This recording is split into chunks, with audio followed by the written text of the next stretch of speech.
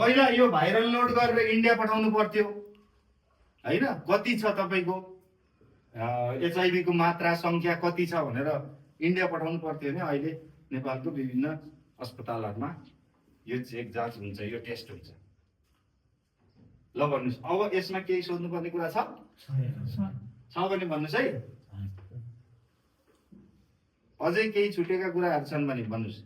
कुलतले गर्दा मान्छे एचआईभी तिर जान सक्छ, ड्रग्सले गर्दा अथवा रक्सी एकदम खाएर मातेर हुन्छन् नि त त्यस्तै ठाउँ खोज्दै हिँड्ने मान्छेहरु हैन, तपाईहरु माझमा नि कोही होलान् हैन, भन्ने नभन्ने तपाईहरुको कुरा हो। तर अनसेफ सेक्सुअल रिलेसन गर्दाखेरि हैन मान्छेलाई सर्न सक्छ हैन, सेफ्टी युज गर्दाखेरि त्यो फुटेर चाहिँ सर्न सक्छ त्यो।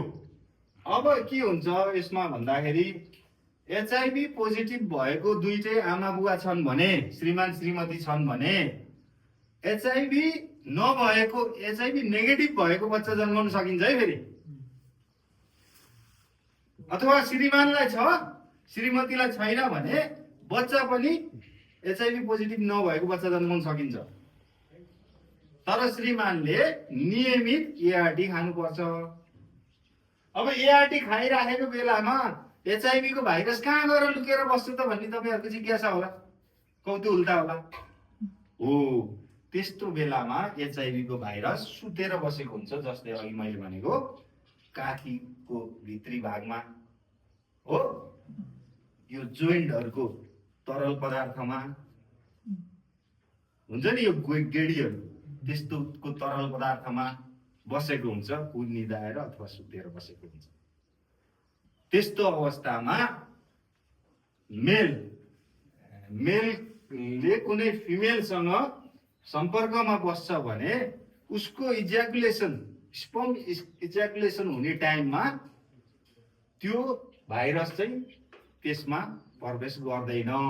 अनि बच्चालाई किन सर्दैन भन्दाखेरि कहिले पनि शुक्रकीटमा भाइरस छिरेको हुँदैन हो, शुक्रकीटको बाहिरी लेयरमा वीर्यमा त्यो कुराहरू हुन्छ।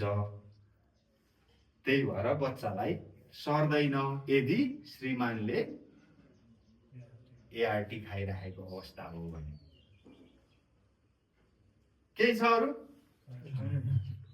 एउटै सिरिन्ज चाहिँ मल्टिपल टाइम युज गर्यो भने आफूले प्रयोग गरेको सिरिन्ज त्यसबाट हुन्छ कि नै? यस्तो आफैले त्यो सिरिन्ज युज गरेछ अरूले गरे छैन भने एचआईभी को जोखिम त भएन, तर त्यसमा हेपाटाइटिस सी डी चाहिँ जोखिम हुन्छ। किनभने कुनै पनि चीजहरु बारम्बार प्रयोगमा ल्याउँदाखेरि, अब पहिलाको बेलामा के थियो, फलामको निडल हुन्थ्यो, सुई लगाउने बेलामा फलामको निडल हुन्थ्यो, त्यसलाई तातो पानीमा बोइल गरेर त्यसपछि अर्को व्यक्तिलाई दिने गर्थे। अहिले त के छ, युज एन्ड थ्रो, एउटालाई निकाल्यो लगाइदियो त्यसलाई डस्टबिनमा हाल्दियो हैन। अब दुर्व्यसनीले कहिलेकाहीँ त्यो चिज नपाउँदाखेरि साटासाट गरेर लगाएको खण्डमा एउटालाई एचआईभी पोजिटिभ छ भने अर्कोलाई सर्यो के। यदि सर्यो भन्ने कुराहरू थाहा पाउँदै उसले 28 दिन भित्रमा यदि यो मेडिकेसनमा लाग्छ भने फेरि त्यो जोखिम घट्यो गयो, शून्यमा जान्छ। त्यस्तो छ कुरा बुझ्नु हो। अनि अब एचआईभी भएको मान्छेले रक्सी पनि खानुहुन्न, कुनै पनि चिज खानुहुन्न। किन खानुहुन्न भन्दाखेरि एआरटी लाई पनि फिल्टर गर्ने काम लिभरकै हुन्छ। कुरा भन्नु भने पचाउने काम के लिभरकै हुन्छ, अनि रक्सीलाई पचाउने काम पनि लिभरकै हुन्छ। भनिसकेपछि एकैचोटि लोड पर्दा के हुन्छ, लिभरलाई कलेजोलाई असर गर्छ। अनि तपाईको एचआईभी पोजिटिभ भएका मान्छेलाई चाँडो रोगले समात्ने हुन्छ यदि उसको यो CD4 सेल चाहिँ कम छ भने चाँडो समाउने गर्छ। किनभने यो प्रतिरोधात्मक क्षमता हो, इम्युनिटी पावर हो। कुरा भन्नु भने अघि मैले भने नि 500 देखि 1500 सम्म हुनुपर्छ, नर्मल मान्छेमा 700 देखि 1100 त हुनै पर्छ, अथवा 500 त हुनै पर्छ। जब 200 हुन्छ उसलाई रोगले समात्न थाल्छ। ल हेर्नुहोस् है, रोगले समात्न थालिसकेपछि के हुन्छ, त्यही रोगले सिद्धाउँछ डायरिया हुने, ज्वरो आउने, हो, टिबी लाग्ने, हेर्नु निमोनिया हुने गरेर त्यसरी नै अनि त्यसको अन्तिम अवस्थालाई एड्स भन्छ।